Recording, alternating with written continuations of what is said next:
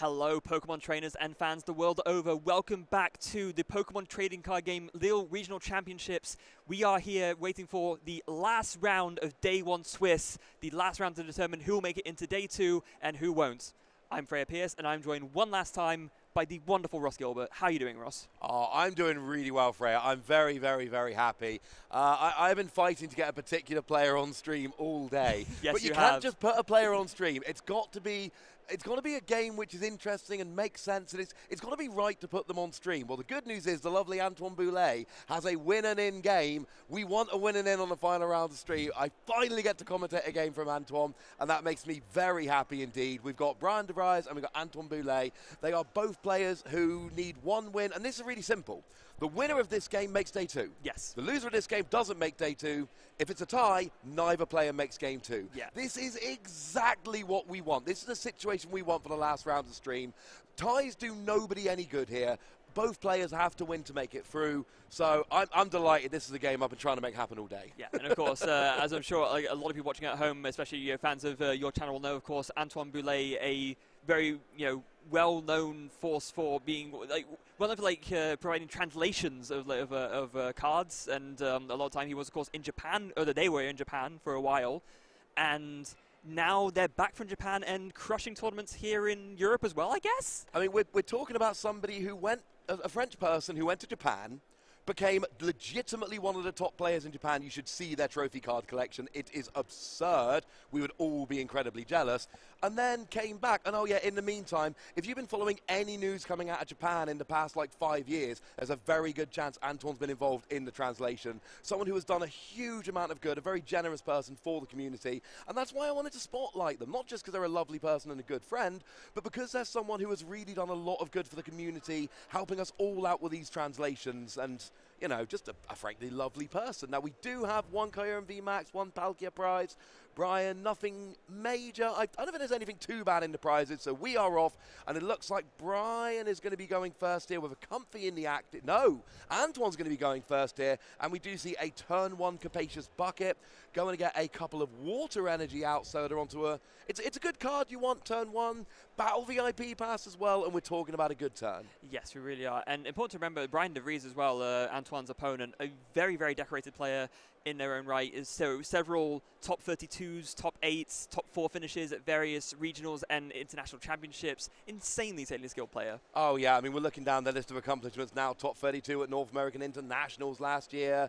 We've got a second place at the Internationals in Sao Paulo in 2019. Second place at an International Championships. Nothing to sniff at. This isn't just a case of getting a player we want on stream. This is two very good players with phenomenal resumes playing a win-and-in at the first European regional of the tournament. This is a kind of game we are dreaming of being able to put on stream. This is a good one. Yeah, and honestly, if what we've seen so far is anything to indicate, I think that Antoine's success over in Japan is going to translate over here and then some, because, I mean, already we're seeing Antoine in a win-and-in for Day 2 of regionals here at Lille. Yeah, had a pretty good show in Day 1 of Worlds. Did not quite make Day 2, was one win away in the end, but a pretty good show and kind of for the first World Championships in which they competed. So we're starting off here. We've got that Rotom phone, able to stack the top of the deck, look at the top 5 cards, put the cards you want on top there.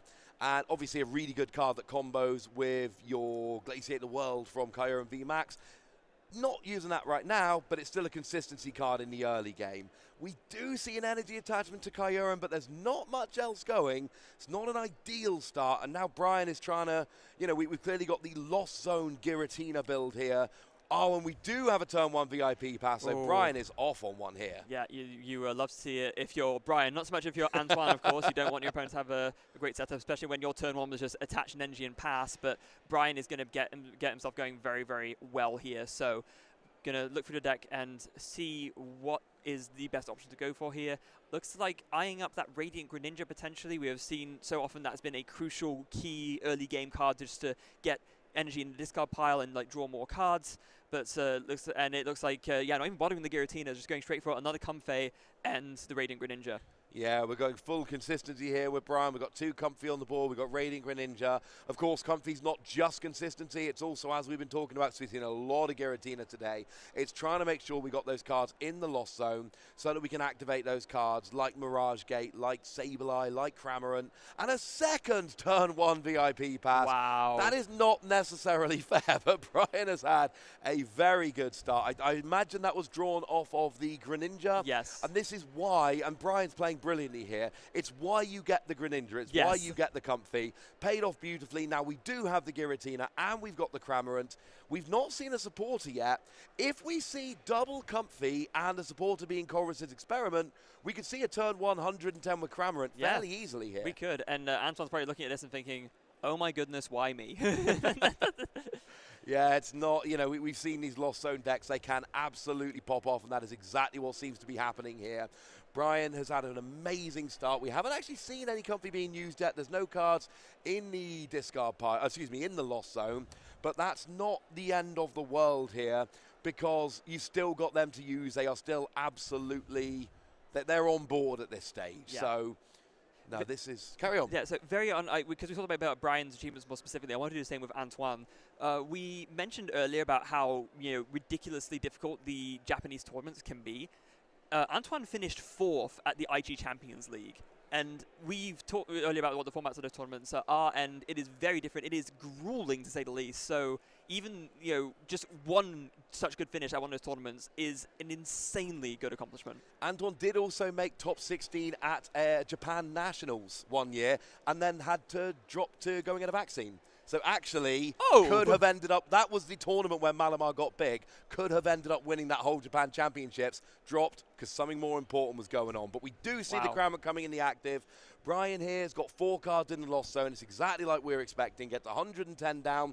Antoine at least now does get that Radiant Greninja down. Yep, it's true. Loses a water energy to draw a couple of cards. So here, yeah, this isn't bad.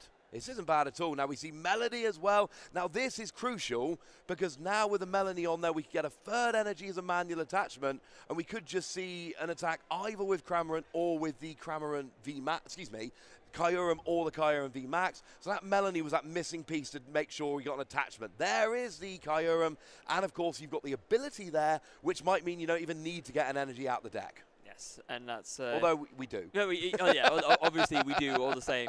But that is now free energy ready to go on the Kyurem VMAX. So that is a, almost not quite out of nowhere, but, a Kyurem VMAX ready to go and attack, and just going to take the KO on that Cramorant and take the first prize of the game. This is a very, very important turn, because this is the turn where Brian could potentially go V-Star to Giratina, Mirage Gate, attach for turn, KO. Now, at the moment, there's only 4 cards in the Lost Zone. We would need 3 cards in the Lost Zone in order to get Mirage Gate on the board. We're not there yet. If Brian is able to pull that off, and it's not the most difficult thing in the world, especially with a Chorus Experiment, doesn't hit the Mirage Gate, but this means a single Comfy, and there's a Comfy in the active. Yep. That is going to put Mirage Gate on board. If Brian can find Mirage Gate, Giratina V-Star, and an energy, we're going to see a KO on the Kyurem VMAX after that setup damage. Oh, and there's the Mirage Gate. There's one in hand already as well, actually. Oh, is there already one in hand? Yes. So you might, so you're actually going to go for the balloon, and if you're Antoine and you see your opponent Lost Zoning a Mirage Gate, you know they've got one in hand. Yeah, absolutely. Although, actually, in the end, did in fact, Lost Zone the Mirage Gates and go for the Air Balloon. So now I imagine that Scoop Up Net's going to get played. Oh, no, actually goes to the Mirage Gate first, straight away. Okay, so going to get those energies out, and yeah, we could see that absolutely devastating, turn 2 Giratina V-Star knockout. Oh, would it be enough for a knockout? Yeah, it would, wouldn't it? Because of the 110 done by Cramorant, that would be a total of 390. There is nothing in the format that can stand up to 390 damage. So this is basically a very pivotal turn. If Antoine's Kyurem can survive this turn, then they've got a decent chance left in this game. If Brian is able to get this Giratina... He has it. That's it. Oh, he's got it. Brian's got the KO on the Kyurem. And, I mean, it's early in the best of 3, but remember, a tie is no good here. And honestly, at this stage, I think this is the point where you have to consider conceding. Antoine is relying on Pokemon that evolve. Your Palkia V-Star, your Kyurem VMAX. You're down by 3 prizes. You've only got Radiant Greninja in play. There is, because there's so little time having elapsed, there is an argument here to just play to see more of your opponent's deck.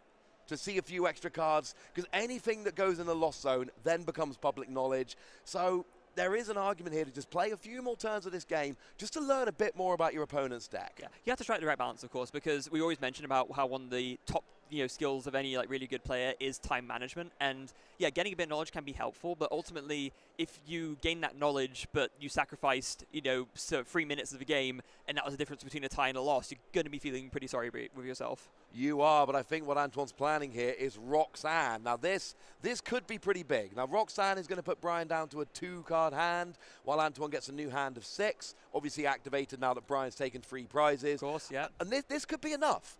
Like, as it stands at the moment, that Giratina doesn't have enough energy to attack. There aren't enough cards in the Lost Zone to just manually attach and use the V-Star power. If Brian draws very badly off a Roxanne to 2, then there is absolutely a possibility here that Antoine has a couple of turns to get back into the game. And I think this is why we didn't see a concession from Antoine, because they're thinking, you know what, I've got a chance here to maybe get a comeback with Roxanne, but I'm fairly sure what we're seeing here is I'm going to try Roxanne, I'll give it a couple of turns, maybe 1 turn. If Brian draws pretty much anything off this, I think it's time to concede the game. Yeah, but it is worth going for this. I think, Yes. and then it also does tie into what you were saying about maybe looking to see a little bit more knowledge into Brian's deck and seeing what he's playing, but at the same time doing it in a way where you actually have a potential for some kind of a comeback. Maybe. Yeah, we've mentioned this before, but it does need to be repeated. A tie, this is like one of the few games in the entire tournament where you can't tie. No, you really, really can't. And a tie here would mean both of these players are out of contention for day 2. It's not like one of these things where one of these players getting into day 2 would mean the other player getting out, well, unless there's a win-loss situation. But, I mean, essentially there's nothing to lose for both of these players. Yeah, one of these players can get in, both of them can't, so I mean, there are kind of lower level championship points, so it may well be that a tie guarantees both of them points and a loss means that one of them falls out. So it's not quite that cut and dry. Yeah, I guess you're right. We've seen these are not new players. These are players who have big, impressive accomplishments. They're not trying to get a couple of championship points. They're going for day 2. Now, Brian, unfortunately, does have an escape rope off of that Roxanne, puts the comfy active. Now we see a card going into the Lost Zone, and crucially, that means that Brian has activated the V-Star power, however, does not have an energy as it stands. So we're looking, we got a Scoop Up Net and a Galarian Zigzagoon. I mean, all the Scoop Up Net really does is just not much. So it looks like Brian has whiffed a KO here. Has got more cards in the Lost Zone, not an entirely wasted turn, but it does look like Brian's not able to get a KO on this turn. There's no Cramorant on the board. We do see one more Comfy. There is an energy. Oh. But is there a way to get the Comfy out the active? We've already seen a couple of pivoting options having been used by Brian this turn. So we've got an energy. Do we have a way to pivot and get that Giratina active? We've got Training Court. That can, so... Yeah, I can use that to get back in energy regardless, and of course. Oh, and we've got the Scoop Up Net in hand. So Brian is going to take the KO on the Luminion. Oh, no. It's a boss's orders to take the KO on Kyurem. That's even better. There's a V-Star power. Goes down to 1 prize remaining. And I think at this stage, unfortunately, yeah, we see the fist bump coming out. Antoine concedes. And Brian does take a 1-0 lead. And that is one of those games where there really wasn't much Antoine could do. That Roxanne, it was a desperation play. It was. They gave it their best shot. They gave themselves the best chance to make the comeback, but Brian's draw off of the Roxanne was absolutely insane. Literally had everything he needed to not just take a knockout on the active, but take a knockout on the attacker that Antoine needed to make a comeback in the first place. Yeah. No chance. Getting the KO with, is it Star Requiem? Yes. Getting the KO with Star Requiem, that was big. Getting the KO with a boss's orders on the perfect Pokemon with Star Requiem. I mean, arguably more than you needed. I think a KO on the Dominion would have done. Probably, yeah. But even so, that was just a phenomenal game. You know, Brian there just played really well. Did everything they needed to do. Brian just, his deck just rolled. Yeah, it rocked and rolled, you might say. Very well played there. The good news is that wasn't a long game. No, that's true. So if Antoine can win this game too, then we could be potentially looking at an actual 3-game series here, which would be nice. Yes, it would. And I think, to me as well, it's very clear that Antoine's deck has the capability of doing that, right? It was a very unfortunate slow start for Antoine that kind of led to their downfall, even though they did try their hardest. But I don't think that's indicative of how the matchup plays out every single time in this particular case. We do see the Oranguru prize for Anton, which isn't ideal, but double comfy prize from Brian. Oh. We saw Brian had a good start in the last game. That is much, much more difficult to do when you don't have access to your comfy. And Antoine has a turn 1 VIP pass. Last game, Antoine didn't. Yes. Brian had 2. That was a little bit unfair. And Brian's deck last game just worked. And we saw the power of this Giratina deck. It is a very, very good deck. We still haven't really had a definitive answer to whether Giratina is better with Arceus or with Lost Zone, but Brian's making a pretty good argument for Lost Zone in this matchup. Yeah, very much is. And important to note as well, although Antoine, as you mentioned, does have one Oranguru prize, Antoine does play 2. We can see the other one there in their deck right now. So they do still have access to 1, which I think most of the time is like all you really need in for Kyurem. So that's why you play 2, because it's such an important card. Brian, on the other hand, I think having 2 Comfeys prized hurts a lot more, because you really want free to get that chain of like scoop up nets and escape ropes and switch carts in order to really accelerate your engine. No, I think you've hit the nail on the head with that one. I mean, it's an important card. Play 2 of them in case one's prized. Oh, look, one's prized. That's all right. I play 2 of them. It's awkward. You can't play extra copies of everything. So there's always that decision to be made. Which cards get that extra slot in the deck? Which ones? And I'll be honest with you, Kyurem's ability being so good at accelerating energy is just, you need the Oranguru to guarantee it. Now, here's an interesting choice from Antoine. They've gone for Empoleon. They have gone for Empoleon. Now, of course, this is a common tech card that we've seen put into decks recently to try and counter this Comfey engine. The Empoleon's ability makes it so that any of your opponent's Pokemon that don't have a rule box, basic specifically, don't have abilities. So that shuts down Cramorant, that shuts down Comfey, that shuts down Miltank. There's actually a lot of really relevant abilities that Empoleon shuts off. I mean, right now, if Brian doesn't have access to Comfy to draw, and we know 2 are prize, and then he doesn't even have access to potentially that, the Cramorant, just if you get a few cards in the Lost Zone, that's going to hurt. Unfortunately, Antoine unable to get the Empoleon into the active, so Brian does have at least 1 turn here. I mean, we could be seeing Antoine next turn just going straight for, you know what, I'm just going to use Palkia's V-Star power. I'm going to get the energy on Empoleon. This is going to be an Empoleon game until Brian shows me he can counter it with a Giratina, but maybe that gives Antoine enough time to build up a Kyurem, which then counters the Giratina. And one thing that's awesome about Kyurem, it's one of the few things in the format which is out of range of Giratina unless you play Radiant Hawlucha, and I'm not seeing Radiant Hawlucha. We've already seen Radiant Greninja. Yes, so that is going to be a very tricky obstacle for Brian to surmount, and that was why in the first game getting that, softening up the Kyurem with the Cramorant was so important, because then it meant you could follow up with the Giratina to get the knockout, but that's not really going to be the case here unless Brian can get the Cramorant to attack onto the Kyurem again, which is possible, mind. It is possible. It's very difficult. We're seeing the Choruses experiment coming down here. This is awesome because it means you're getting 2 cards in the Lost Zone, and you're getting some cards in your hand, but it means you're not having boss's orders, so trying to... that hand, though, oh, goodness me, that is not great at all. Are you implying that's a bad hand, Freya? I couldn't possibly comment. Yes, I am. That is a terrible hand. No Comfy, no access to Comfy, and Brian had to use Luminion to go and get Chorus's experiment in the first place. I mean, look, Antoine did not have the rubber to green in the first game. It did not go their way. Game 2 looks different. Yes. And if I'm Antoine and I'm looking at what's going on with Brian, I am thinking I've just become a huge fan of penguins. I'd be inclined to agree with that, yes. Because then it means, like, oh, Brian finally gets his comfy. Oh, they don't work. Yeah. Hey, I've got another Chorus's experiment. I can attack with Cramorant. Oh, it doesn't work. Yeah. And Luminion has been used. So at this stage, Empoleon is basically putting Brian into top deck mode, but we would need to get the free energy on there. It's possible with a combination of Kyurem and VMAX, which you've got to imagine is what Antoine's going for here, and the V-Star power, but it's not a given. Oh, it's a Crobat, actually. So, okay. Similar kind of thing. Not one we always see in these Kyurem decks, but really good for getting that extra draw. Yeah, I think that extra dig makes it sort of worth the include, I think, and especially, boss's orders! I love this. Wow, so taking 2 prizes on Luminion as well, just really eliminating Brian of completely of... well, less eliminating him of options, but more just like taking a more immediate prize lead. in tempo. I mean, I love taking the immediate prize lead. It is always fun taking an immediate prize lead, and it means you don't have to go through that awkward situation where you're desperately trying to get the energy onto the Empoleon. It is, I'm just double checking here that I'm not misremembering this.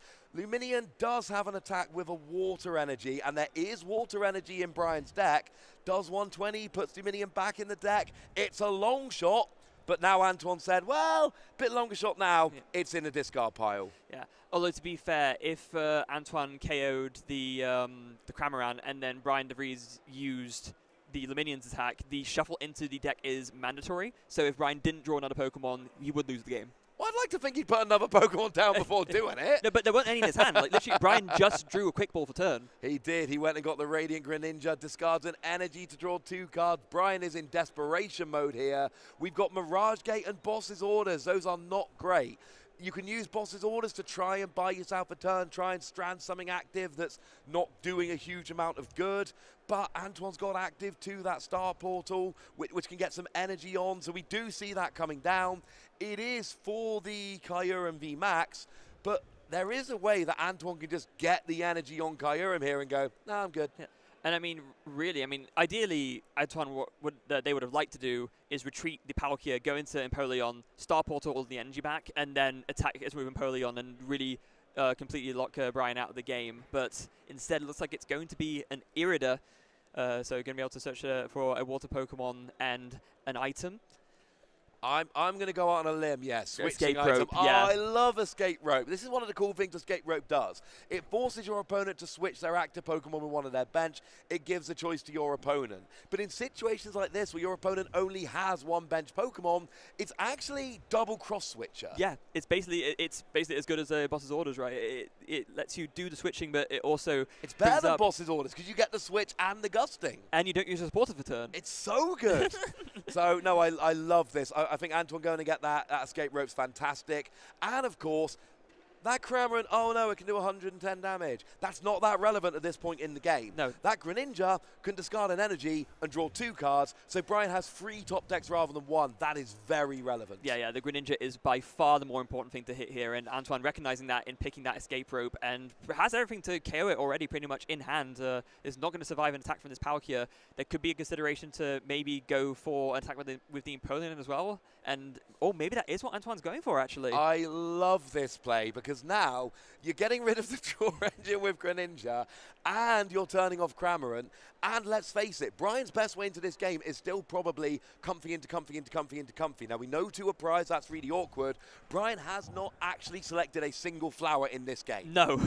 That is not how this deck is. Basically, in Game 1, we saw the best of Brian's draw engine, and it was a beautiful thing to behold.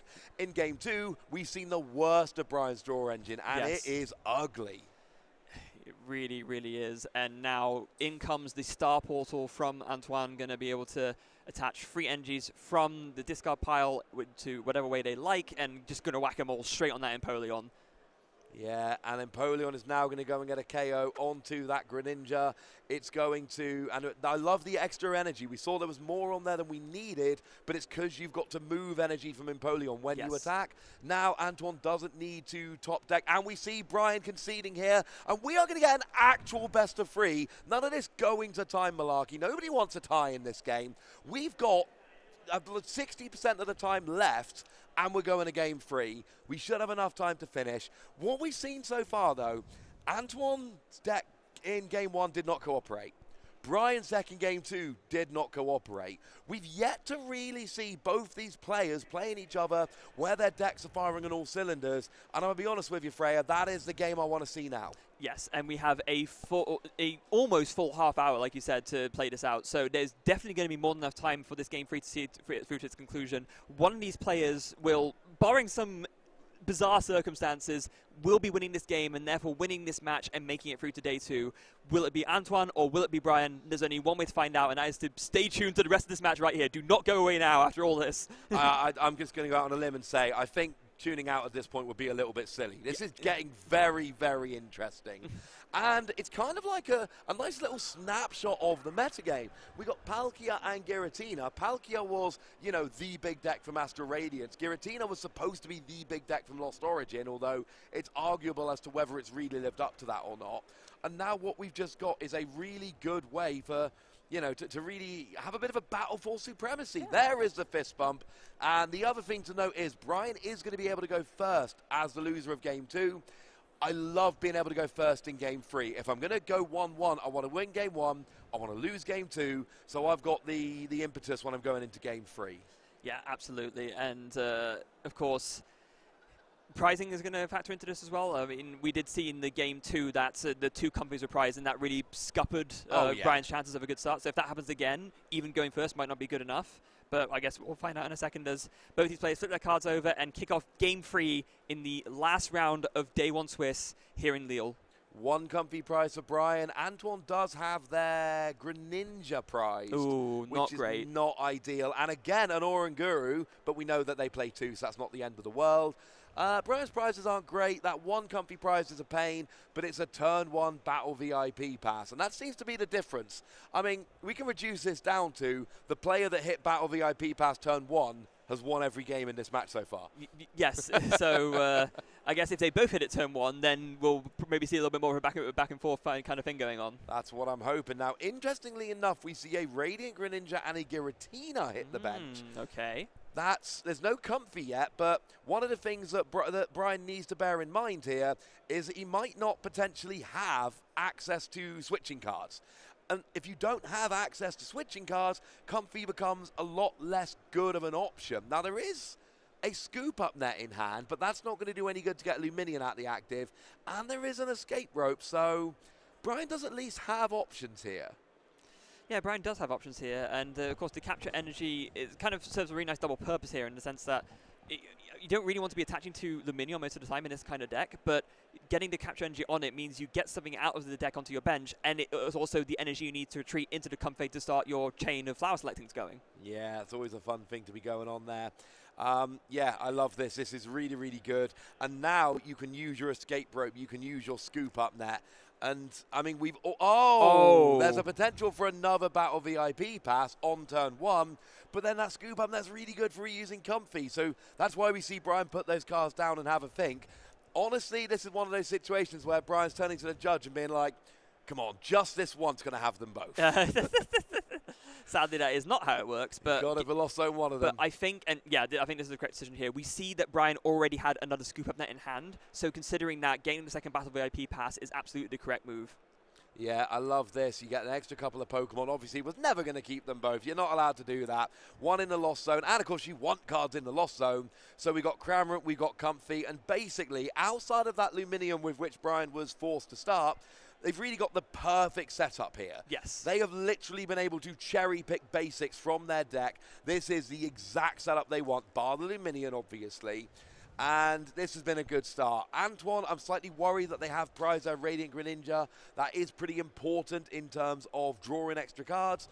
But we're still in a decent position here. Yeah, we very, very much are. Yes. So, Ryan, looking at the options available to him right now, we do see sort of a plethora of useful things. We see like a Snorlax is an attacker that doesn't necessarily get used in every single matchup, but is very useful in the ones that it is relevant.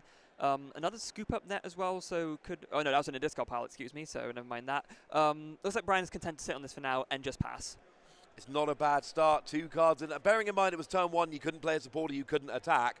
Brian's got the perfect bench outside of Luminion, and we've got 2 cards in the Lost Zone. Antoine also going for a Luminion here and didn't start with it, but they've decided, you know what, my hand isn't good enough. I'm going to play Luminion, I'm going to search for a supporter card, and I'm going to frankly get a better card. One thing we did see in Game 1, Antoine used that Luminion to get Roxanne at the perfect time. It's always disappointing when you're forced to use Luminion early game. What you really want to do is use it when you want to cherry-pick that perfect supporter.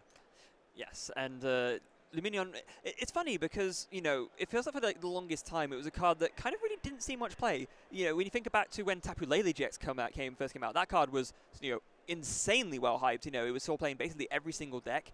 But Luminion, when it first came out, sure, people were aware, oh, this is a good ability, but it seems to have taken a while for people to have really picked up on it. I'm not sure if you've noticed the same thing. Oh, I have. I was actually talking to Benji earlier about this exact topic. It feels like Luminion in the past kind of few weeks has been sneaking its way into more and more deck lists, and it's kind of like one of the things that confuses me endlessly. How did it take so long for people to start playing Drizzile? Because we had Drizzile in Sword and Shield base, we had Scoop Up Net in Rebel Clash the second set, and it took like a year for people to start playing that engine. I will never not be confused by that. It took way too long. Yeah, I think it's one of those things where when a new engine comes out, people are kind of maybe, unless it's absurdly broken on the face of it, people are kind of a little bit suspicious of it, right? And they kind of want to stick to what they already know to some extent because they have more experience with it. And I think that's kind of where it comes in. Because then later on, maybe some people take a bit more of a risk and they try something, or maybe the format changes a bit. Suddenly, you know, things that weren't good become good, and that's kind of how sometimes these cards get picked up later than you'd expect them to be. Absolutely, that might well be it. Well, we do see a Capacious Bucket. I think we saw an Irida for an Empoleon and a Capacious Bucket. So now we've got that Empoleon, we've got those two energy as well. And Antoine seems to be thinking, like we saw at the tail end of game 2, hey, maybe Empoleon here. If Brian gets a really fast start, Empoleon just really becomes a liability. It becomes Giratina fodder. Yes. But if Brian doesn't have an amazing start, then Empoleon's like, ha, Comfy's broken. Cramorant's broken. And now Giratina is not, because it has a, Greninja's not, it has a rule box, but it's still turning off important cards here. Yeah. And I assume you mean broken in the it literally doesn't work sense. Not oh, yeah. The, I mean, a very literal hat, that doesn't work anymore. Wouldn't you like to have those abilities? But we do have an escape rope from Brian, and Antoine does not have double Empoleon. Nope. This is why some people have started playing 2 or 3 Empoleon in their list to guard specifically against escape rope. Now Brian plays that escape rope. It means Antoine has to put a non-Empoleon active, and that means Brian is going to get all of those wonderful abilities back. It was a nice try from Antoine, but unfortunately it has been scuppered by escape rope. Yeah. An unfortunate turn of events for Antoine, as Brian did in fact have the out, and actually off that flower selecting finds a Chorus's Experiment as well, firing on all cylinders, getting all of these cards into the lost zone and making his way closer and closer and closer to getting to that magical number 7 to be able to start using Mirage Gate. Yeah, and that is a point where the game becomes infinitely harder for Antoine. I did just take a look. There is only actually one Empoleon in Antoine's list, so double Empoleon was never an option. Brian here is up to 5 cards in the lost zone, and I mean, this is starting to get, and we see Chorus's Experiment as well. That's just been played, obviously. We've got Giratina coming down as the V-Star. We're going to have an energy, presume. No, it's going to go on to Comfy to allow a retreat, so we can select a few more flowers with some few more Comfys, and this is starting to become very interesting. But it's just, what can they actually do here? Like, what is Brian setting up for? Is he just content to go, you know what, let's wait for the Giratina? Are we going to see some pokes with Cramorant first? It's a very interesting question. There is a Cramorant on the field, so maybe this is a turn to just poke with Cramorant. Yeah, I mean, it's what it's there for, right? In the early turns where you can't quite get to that, you know, number that you need to make use of stuff like Mirage Gate. Oh, never mind, though. Lost Vacuum comes down. That gets 2 more cards into the lost zone. Now we see a Mirage Gate getting 2 cards onto Giratina, and assuming there is a third energy in hand, and you've got to think there is, or Brian would not have put the Giratina active. Of course. We're going to see a KO, and this game, or indeed a second Mirage Gate. That will do it too. Yeah, this game just got an awful lot harder for Antoine. Brian is going to take the first 2 prizes. The good news is that, oh no, see, there is a way for Antoine to respond here, but now you're relying on hitting with Kyurem's ability and getting a Melanie, and that's how you get the return attack. Yeah. It's a lot to ask. It is, and that's the reason why losing the Palkia hurts so much, because, yeah, in this instance, the Palkia would be what would enable an easier comeback attack, but that option is now taken off the board. So, yeah, Antoine's going to have a much harder time, like you said, needing a lot more pieces to assemble to be able to KO this Giratina V-Star back. I mean, is there an argument that Antoine could have put the Luminion active, maybe sacrifice that to keep Kyurem for the V-Star power? Yeah, potentially. I mean, you know, maybe they know something that we don't, and maybe that Luminion it was more important for them to keep it somehow, but in this instance, you've got to be thinking, yeah, there might be a slight twinge of regret. I mean, there's no right choice. We saw the escape rope come down. It wasn't a quick decision. Neither of us were going, oh, this is the one. No, of course. It was a, I don't want to give up. No, the one I want you attacking is in the active. That's why it's in the active. Oh, Antoine went for the blind glaciated world and discarded another Kyurem VMAX. Oh, that is not what you want to do. Yeah, that glaciated world going in blind, just discarding the top card of your deck. If it's not an energy, you are just discarding the top card of your deck. And that's a pass after that as well. And I think we are getting to the stage. I think Brian is really taking control here. We've got a Giratina that is 1 energy or 1 card in the Lost Zone away from getting a KO on this Luminion, going up 4 prizes to 0, and Antoine's board is not looking good here. Yeah, this is looking a lot more closer to game 1 than it is game 2. That's safe to say. Brian is not, not holding back at all, able to just continue on with this chain of attacks, and now I think almost at the point where with this Chorus Experiment, it's going to be 10 in the Lost Zone now, so can even go for the Star Requiem to get a KO and save the energy for the last Lost Impacts to take the last prizes. Yeah, that's what I said. You need 1 energy or a card in the Lost Zone. Yeah. Now we got the cards in the Lost Zone, and this really does seem like Brian has got this game sewn up at this stage. We're going to see a KO here onto the Luminion, and then it's just going to take an energy next turn to KO anything. I suppose it won't quite KO the Kyurem, and maybe, maybe Antoine's got a route back here. Maybe the route back is an aggressive Kyurem combined with a Roxanne. Yeah. Maybe that can put them back into the game, but that's kind of the point in the game we're at. Yes, it is. It has to be kind of like, again, when we got to this point in game 1, Roxanne and then Prey, essentially, because, that puts Brian just 2 prizes away from locking a spot into day 2. Antoine does not have much to work with. I mean, barely did anything last turn apart from, the failed blind glaciated world. And are they just about to try and go for it again? They have to. They have no choice. It's a Palkia, and that's probably game. With a Melanie and a Glaciate and an energy for the turn, there was a chance to get it working. Oh, actually, Melanie would still do it, but if they had a Melanie, they would have played the Melanie last turn. Of course, no, just a pass. And I think Brian has the boss's orders in hand and the energy. That will do it. Brian takes game 3 and takes the series and locks his spot into day 2 of Lille Regionals. Congratulations to Brian DeVries for getting that day 2. Commiserations to Antoine, but Brian's deck in that match, except for game 2, but in game 1 and game 3, too fast, too aggressive, too consistent, and just the pressure it was putting on so early in the game. You just can't stand up against that. No, very few decks can. No, absolute heartbreaker. Antoine absolutely played their heart out, tried their best in a bad situation. It's, they did all they could. They really, really did. Brian just, had the upper hand in that game 1 and 3, and huge congratulations to Brian, of course, for making it into day 2, and commiserations to Antoine. I'm sure we'll see Antoine back at it again in the tournament in the near future. Oh, we absolutely will. And that game 3 could have gone differently. We had 2 blind Glaciates. If one of them had hit, then we could have seen a very different game. A blind Glaciate hitting, maybe Antoine finds a Roxanne after getting a KO on the Giratina, but that didn't happen. And this is one of the things we've seen with these Lost Zone decks. When they go off, when they work, they are borderline unbeatable. But Brian's gone into day 2 with the lowest possible record of 6-2-1. Now, don't get me wrong. I don't mean any disrespect when I say that. No, of course. Fantastic result. Getting day 2 in such a big tournament is a phenomenal accomplishment.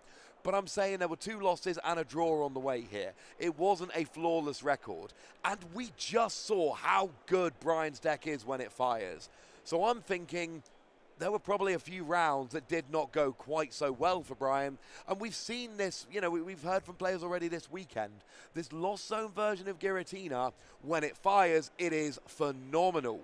Some games it doesn't fire. No, and some games, if enough of those some games happen, then, then the result can be different, of course. But in that instance, Brian able to take it, and now he's just going to have to try and go through again in day 2 and see if he can pull it off.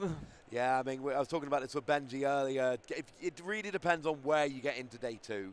Our good friend, the lovely Joe Bernard, one of our caster friends, cut Liverpool Regionals last year with a record of 9-0. Yes. If you cut at 9-0, you need like 2 wins or something ridiculous to guarantee top 8. It's crazy how easy it is.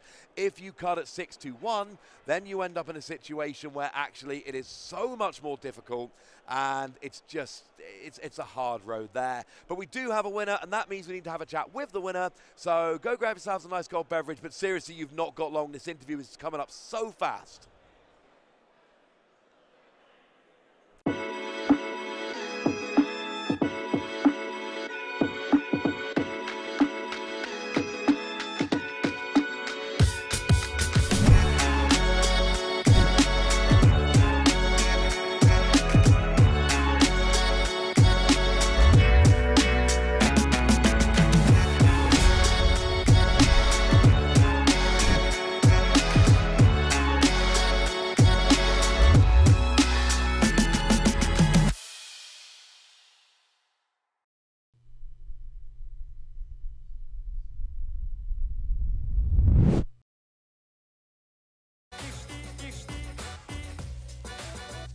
don't swear and don't say anything really mean. Oh, we're on. Hello. Welcome back. I have got Brian DeVries here, who has just booked their ticket into day 2 of the Lille Regional Championships. That feels good, right? Yeah, it feels amazing. How did you feel in that last game? Because game 1, your deck rolled. You were rocking along. Really easy win. Game 2, 2 comfy prizes. I don't think you did a single flower selecting. What does that do when you're going into game 3 of your winning in and you've just had a shocker? Just hoping I don't brick again. Now, there's been a lot of discussion this weekend as to whether Giratina is best played with Arceus or whether the Lost Zone build is a better way to build it. You clearly chose Lost Zone. Yeah. Clearly worked out well for you. Can you tell me why you made that choice? I was going to play either Palkia or Tina Loxbox, and I've been playing this deck for the last 3 weeks, I think, and I've played over 300 games with it. I like it so much because it has so many options, and every time you have to flyer select, you need to choose a card to Lost Zone, of course. So you have like a million paths to victory, and every time you use Comfy, some paths are taken away, but it's just a lot of fun that way. I mean, certainly games 1 and game 3, that did seem an awful lot of fun. How have your games been today? Have you had lots of games like that? Have there been some rough spots? Yeah, I've been, well, one Kieran player just absolutely rolled me. Like, he opened the nuts in 2 games, but I also had some games where I just opened double VIP pass chorus, starting Comfy, those kind of matches. So it went from everything bad to everything good. So it was fun. So how do we feel about day 2? You're qualifying as a 6-2-1, a lot of players on that record. It's going to take an impressive record tomorrow to get yourself from day 2 up into that top 8. Are there any decks you really want to play against or really don't want to play against? I don't want to play against Kyurem again. That's so stressful. I mean, I've got bad news. There's a lot of Kyurem out there this weekend. Oh, well, then I hope they don't roll the nuts every single time. Yeah, Antoine unfortunately got a little bit unlucky in that last game, but you were able to capitalize it very easily. I mean, at the end of game 1 there, you had such a, Roxanne came down, and you drew so well. You even had the boss's orders to select the Pokemon to KO. Yeah. And that must feel good when a Roxanne comes down and you still draw out of it well.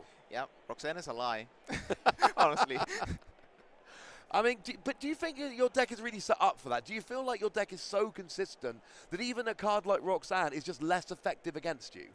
I think if you have your regular game plan, you can play a couple of Chorus and a couple of Comfy. Your deck is so thin that a Roxanne won't hurt you as much normally, because you will probably have like a 15-card deck at the moment Roxanne becomes live. Well, in that first game, of course, I took 3 prizes really early, so Roxanne, well, it could have hurt me a lot worse. But normally, I think Roxanne, well, it has like a 50-50 shot of working against my deck. And then you still have Comfies. So. Yeah, and I think if it's a 50-50 shot before the Comfies come in, that's probably going to be better than a lot of decks. Well, congratulations. That was an absolute joy to watch. Good luck in day 2 tomorrow. Thank you. And we're going to be back very shortly, ladies and gentlemen, to wrap up what has been a really fantastic day of action.